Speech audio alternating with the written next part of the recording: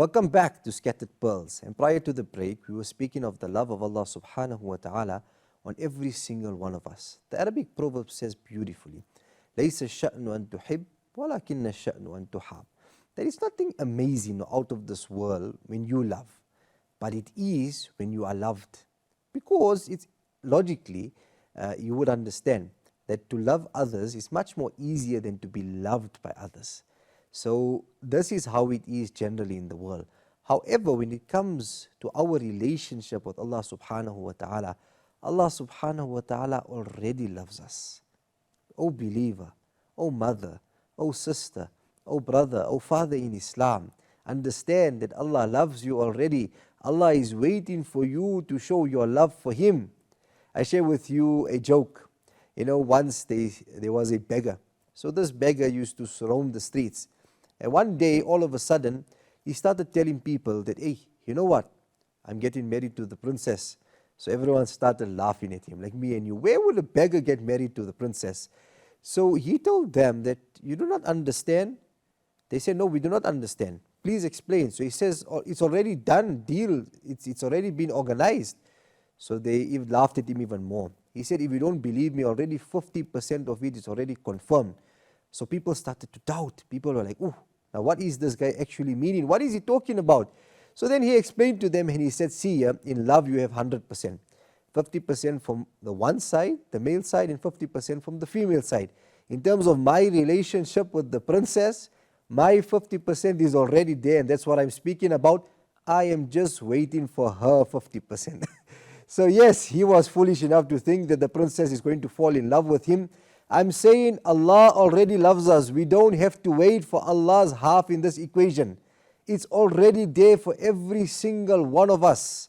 Malik bin Dinar rahimahullah used to say that once I woke up in the depth of the night, and I seen my slave girl in ibadah. And once she concluded her tahajjud salah, I heard her making a dua to Allah subhanahu wa ta'ala saying, Oh Allah, bihubbika iyaya faghfirli. Out of your love for me, please forgive me. So he said, I tapped her and I said, whoa, hold on, you made a mistake.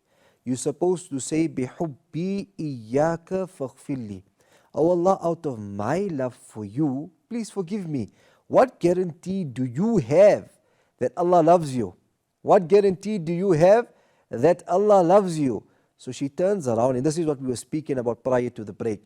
And she said, the fact that I am engaged in the worship of Allah at this time of the night is definitely a sign that Allah loves me.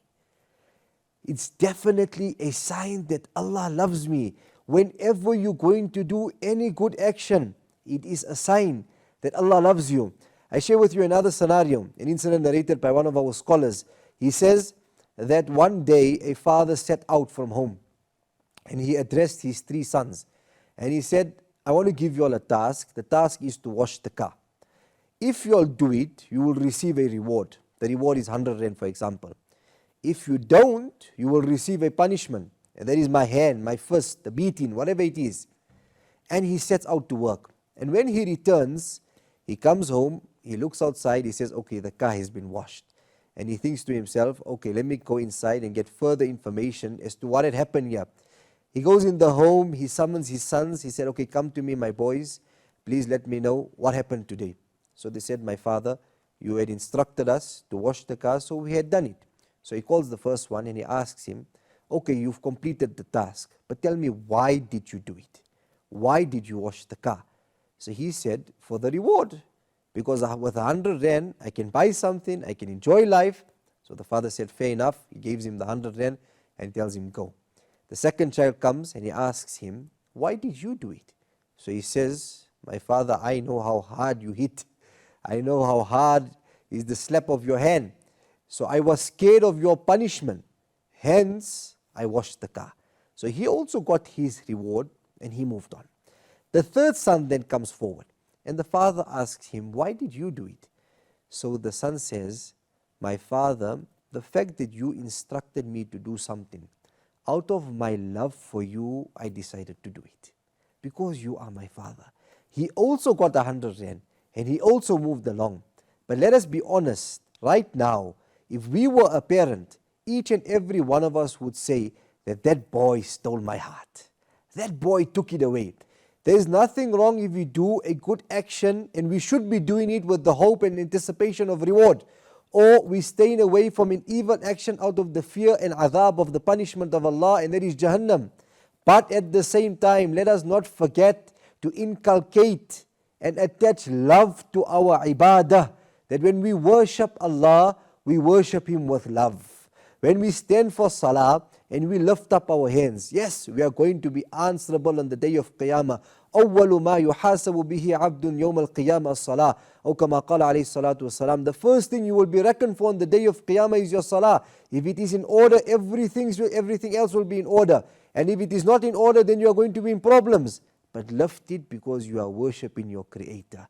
Lift it because you want to worship Allah in this way. You want to make ruku' to Allah. You want to be in sujood where you will be the closest to Allah in this world. When you read the Quran, understand how beautiful this Quran is.